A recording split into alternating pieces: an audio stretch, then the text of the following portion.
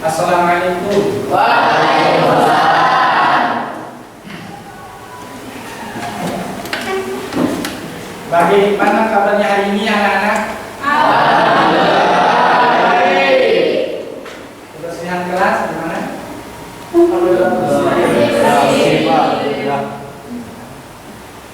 Sebelum belajar, berdoa dalam hati dimulai.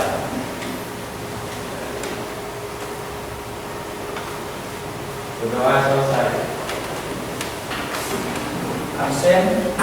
Apakah ada yang tidak hadir hari ini?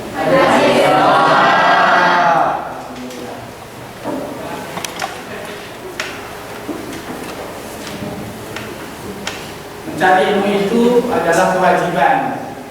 Jangan sampai kalian itu menyanyiakan waktu untuk belajar. Ya, talabul ilmi fardhun 'ala kulli muslimin wal muslimat. Tetap kita semangat dalam belajar.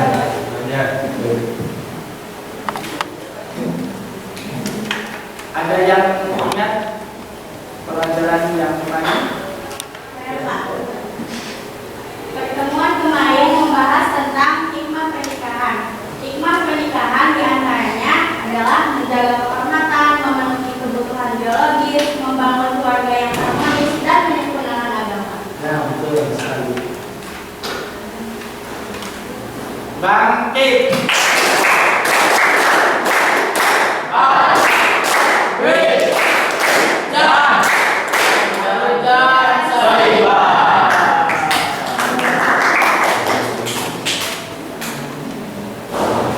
Bapak akan memberikan tugas tes kepada kalian. Coba buka HP kalian semuanya. Buka.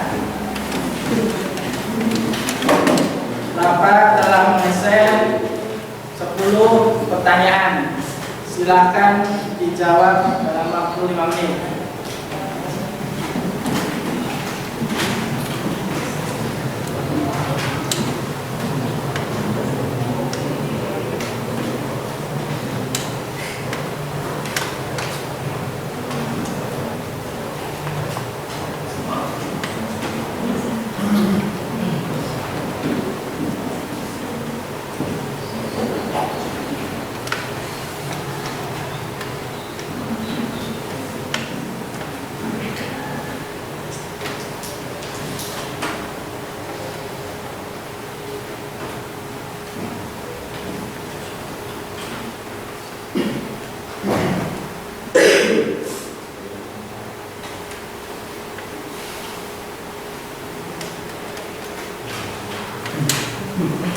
Sudah selesai?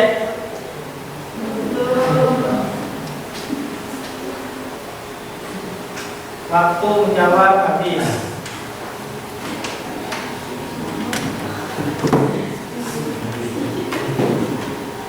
Kembali pada materi hari ini, Bapak akan menjelaskan tentang ketentuan pernikahan dalam Islam. Ya. Ketika ada ketentuan, maka ini adalah menjadi penentu seseorang dalam berumah tangga. Untuk itu kita harus mengikuti ketentuan pernikahan sesuai dengan syariat Islam. Yang kedua, kita harus tahu pengertian pernikahan tersebut. Pernikahan adalah ikatan lahir batin antara seorang laki-laki dan perempuan. Bekal sudah ada, pengetahuan sudah cukup, semuanya sudah ada lah. Mapan, baik sandang maupun papan dan sebagainya, itu boleh. Ya, lebih baik itu menikah. Yang keempat, hukum menikah itu makruh. Untuk siapa dimakruhkan menikah? Orang yang akan melakukan pernikahan telah memiliki keinginan atau hasrat, tetapi dia hanya memiliki bekal untuk biaya pernikahan, namun belum mempunyai bekal untuk memberikan nafkah. Nah, jadi maksudnya ini hanya cukup bekal untuk diri sendiri. Ya, dia itu punya penghasilan misalkan bekerja, yaitu jualan, tapi hasilnya itu hanya cukup untuk makan sendiri. Janganlah dia itu memaksakan untuk menikah. Karena apa? Karena hukumnya makruh. Menikah itu sendiri adalah mempertanggungjawabkan diri sendiri dan orang lain, yaitu istri yang wajib dinafkahi. Yang kelima, hukum pernikahan itu haram. Bagi siapa? Bagi orang yang akan melakukan pernikahan tetapi ia mempunyai niat yang buruk, seperti niat menyakiti perempuan, niat buruk lainnya, hukumnya maka ini haram, ya. Atau misalkan ada niatan untuk balas dendam atau bagaimanalah, ya. Atau ingin mempreteli harta bendanya saja, memperoloti hartanya, itu tidak boleh, ya. Punya niatan yang buruk, maka haram hukumnya menikah. Yang selanjutnya, kita itu disuruh memilih pasangan dalam pernikahan, ya. Jadi kalian itu asal jangan kenal saja, ya, di Facebook ataupun di mana, di Instagram atau di mana, tetapi kalian harus mengenal jauh kepribadian orang tersebut, baik itu sebagai calon suami, baik itu sebagai calon istri, ya. Minimalnya tahu orang tuanya, di mana dia tinggal, pekerjaannya apa, harus jelas, ya. Jangan sampai kalian itu tergiur atau oleh penampilan, ya. Tidak sedikit orang terjebak oleh penampilan, ya. Misalkan ada orang yang berpenampilan itu misalkan bergaya seperti militer, padahal dia itu TNI gabungan, ya. Ada orang yang berpenampilan seperti pejabat, padahal itu hanya gadungan, pinjam, atribut, pakaian dan sebagainya. Jadi kalian berhati-hatilah dalam memilih pasangan, ya. Jangan sampai kalian itu tertipu, ya. Banyak sekali, ya. Karena apa? Yang tertipu karena kecerobohan, akibat daripada kecerobohan, ya. Yang selanjutnya adalah ketentuan pernikahan, rukun dan syarat pernikahan. Rukun menikah ada 5, yaitu yang pertama adalah calon suami, yang kedua adalah tadinya 13 jadi 14, memilikinya salosin jadi 2 losin, ya. Eta pernikahan, kamu jamu terus boro-boro, ya. Boro-boro gaduh sendok, boro-boro gaduh gelas, segala yang nampung baik orang tua. Tapi lalu menikah, sedikit-sedikit punya rezeki, biasa dia, biasa itu, biasa ini, biasa akhirnya. Jadi menikah itu bisa mendatangkan rezeki. Ya, demikianlah pemaparan dari Bapak. Barangkali ada yang mau bertanya, silakan. Ada yang mau bertanya? Tidak ada. Nah, lanjut kepada praktek pernikahan. Silakan untuk membagi 5 kelompok, silakan. Ini posisinya diatur. Silakan.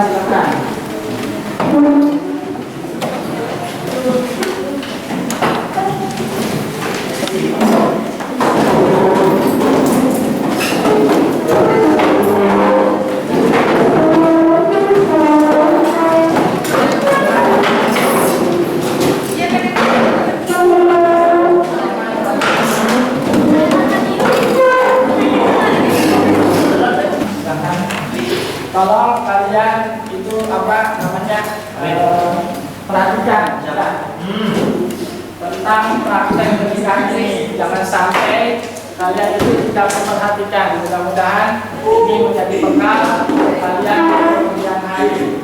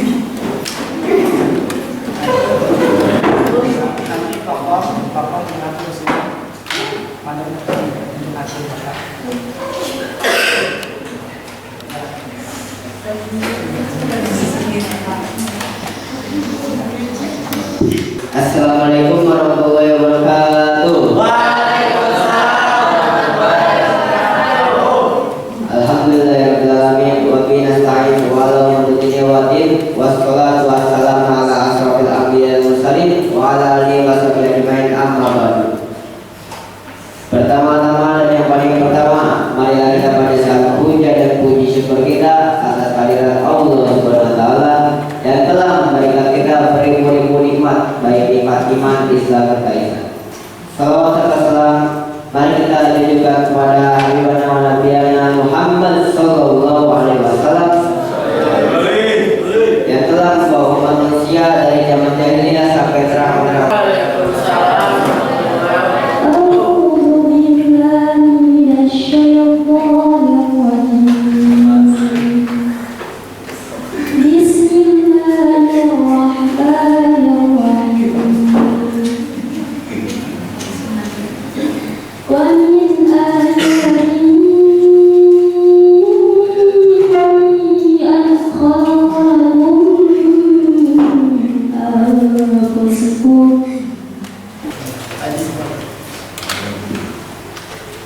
Assalamualaikum warahmatullahi wabarakatuh.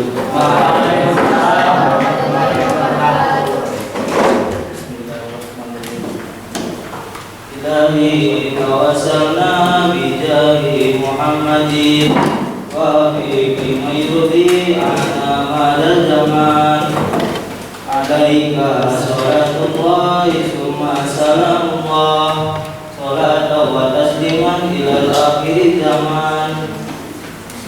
Assalamualaikum warahmatullahi wabarakatuh.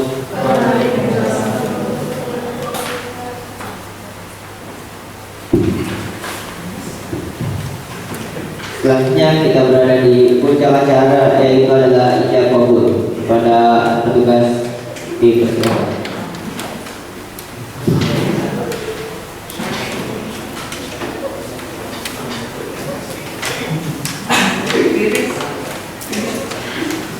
Assalamualaikum warahmatullahi wabarakatuh.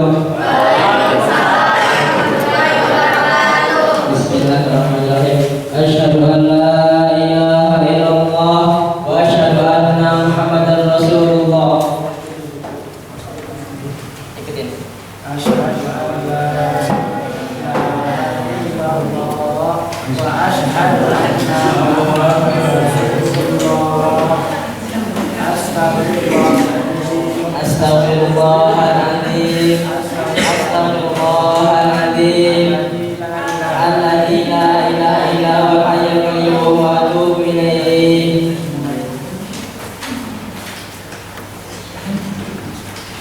Saya nikahkan putri saya, Koko Komariah, dengan diberikan mas kawin berupa 10 gram emas dibayar tunai.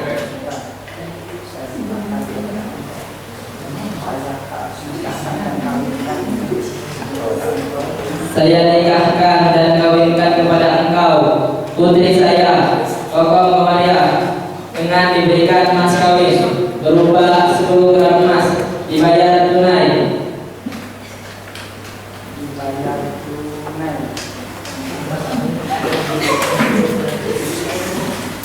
Saya nikahkan dan kawinkan putri saya, Koko Komariah, dengan diberikan mas kawin berupa 10 gram emas dibayar tunai.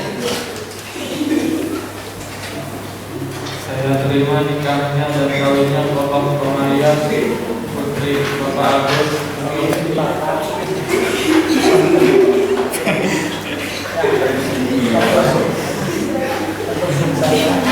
Saya terima nikahnya dan kawinnya Bapak Komariah dan dari putri Bapak Agus untuk diri saya dengan kawin tersebut dibayar tunai. Sekali lagi, saksi sekali lagi. Ya. Silakan.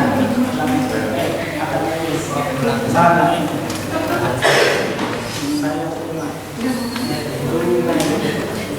Kamu tunai. Saya terima.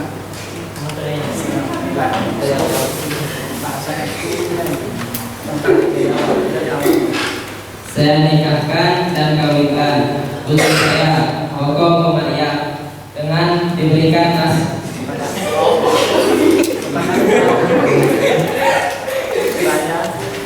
Saya nikahkan dan kawinkan putri saya, Koko Komariah, kepada engkau dengan diberikan mas kawin berupa 10 gram emas dibayar tunai. Saya terima nikah dan kawinnya Bapak Komariah dari putri Bapak Agus untuk diri saya dengan mas kawin tersebut dibayar tunai.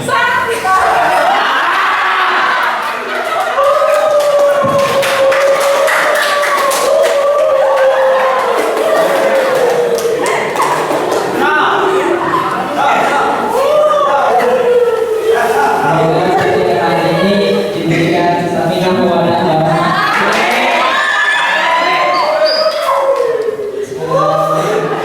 Allahumma shalli ala habibina wa syafi'ina wa ghalibina tufiq wa maulana Muhammad wa sallallahu alaihi wa sallam ala sahabi rasulillah ajma'in. Amin amin ya rabbal alamin. Bismillahirrahmanirrahim. Hamdan syakiran hamdan na'iman hamdan yuwafi ni'amahu wa yukafi mazidah. Ya rabbana lakal hamdu kama yanbaghi li jalali wajhika wa li sultanik. Allahumma salli Allahumma alif bainahuma kama alafta baina Adam wa Hawa wa alif bainahuma kama alafta baina Sayyidina Ibrahim wa Sarah wa alif bainahuma kama alafta baina Sayyidina Yusuf wa Zulaikha wa alif bainahuma kama alafta baina Sayyidina Muhammad sallallahu alaihi wasallam wa Sayyidina Khadijah al-Kubra. Al-Fatihah.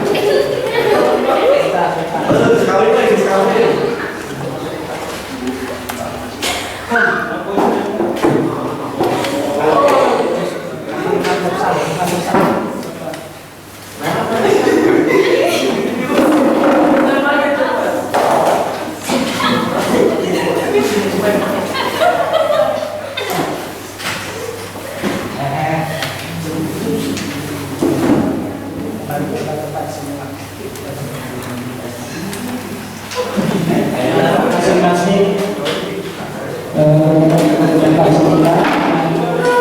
mohon kerjanya untuk dimiliki.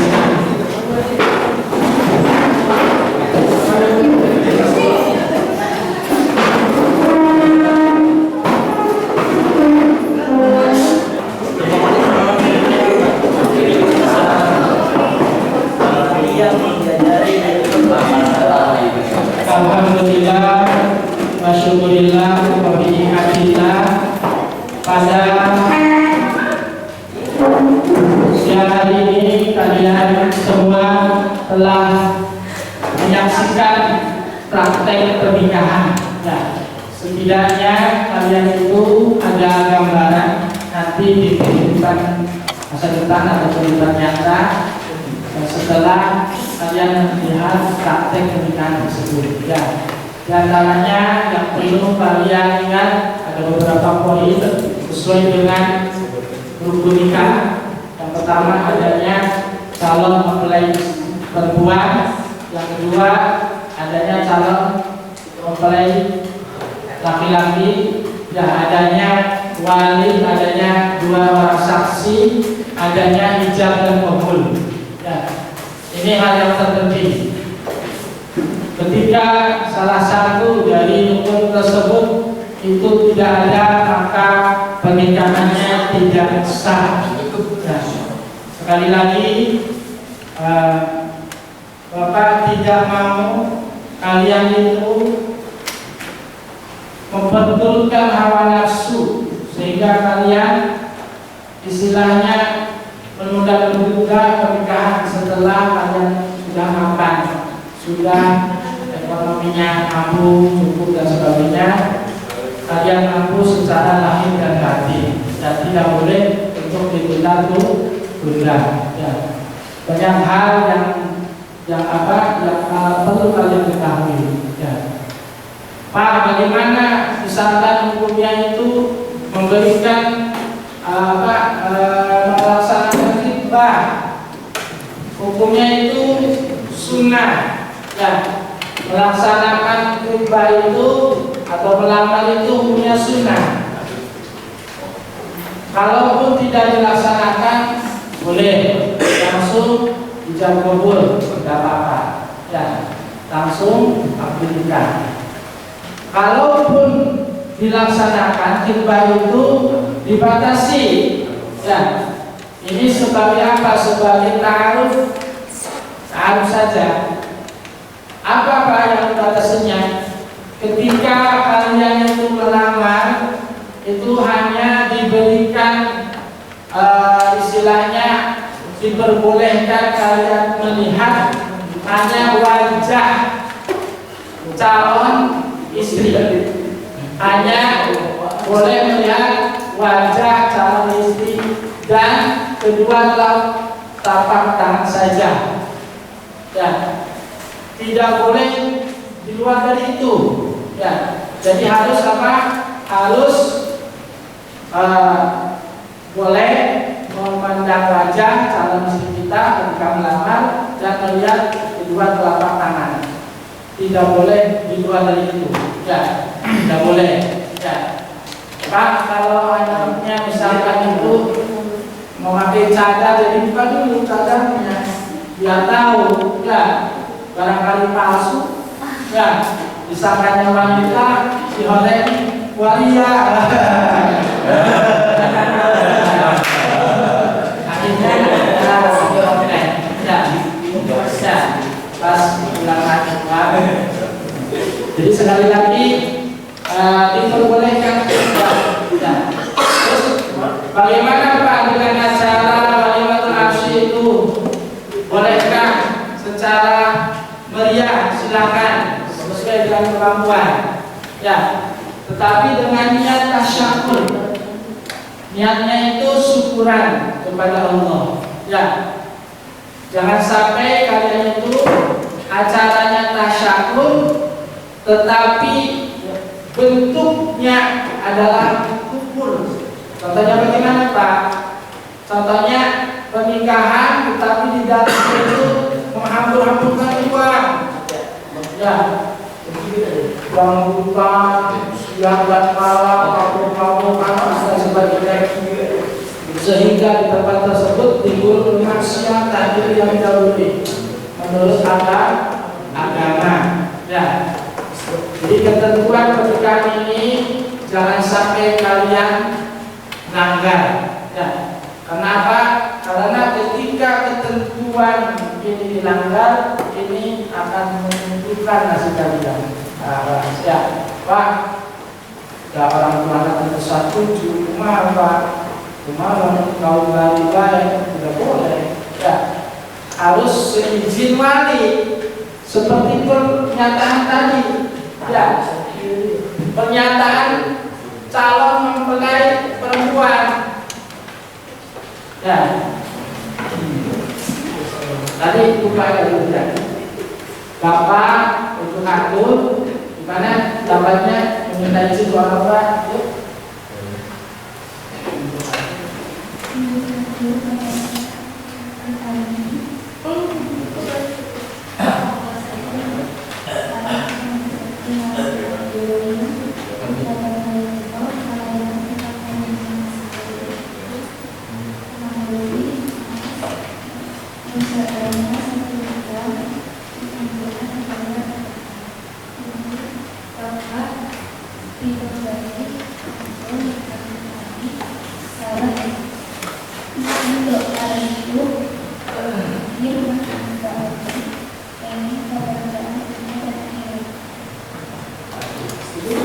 Ini adalah merupakan bentuk pernyataan izin kepada wali. Ya, izin untuk menikah dan meminta doa restu. Ya, jadi jangan sampai dengan itu tidak seizin walinya. Nah,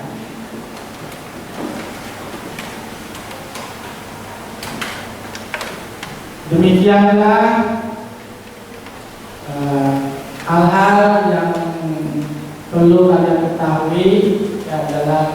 kali ini kali lagi kalian harus paham betul saya nanti sebagai calon suami kewajiban saya harus apa saja yang dilakukan ini. Maka kalian harus melaksanakannya. Dan jangan sampai kalian itu menelantarkan istri. Ya, kewajiban suami misalkan memberikan tempat tinggal yang layak. Ya, di sini kewajiban sebagai seorang suami. Yang kedua, memberikan nafkah istri menurut kemampuannya.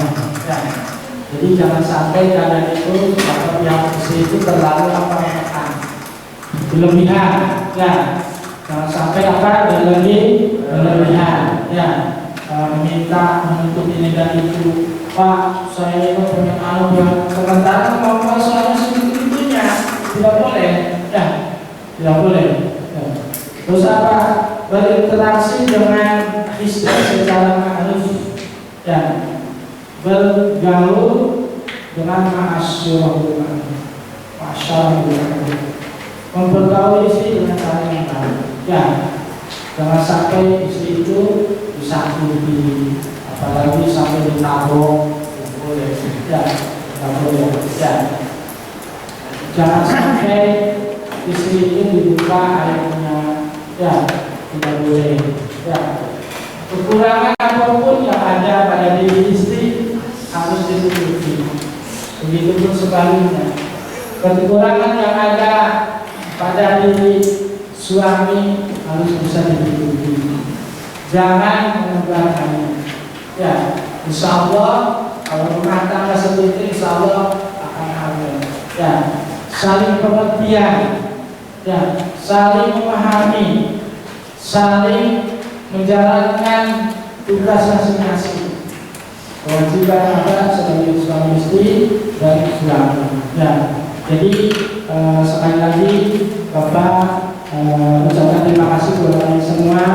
Mudah-mudahan hari ini bisa memberikan hikmah kepada semuanya, bisa memberikan teladan, paling tidak bakal di kemudian hari.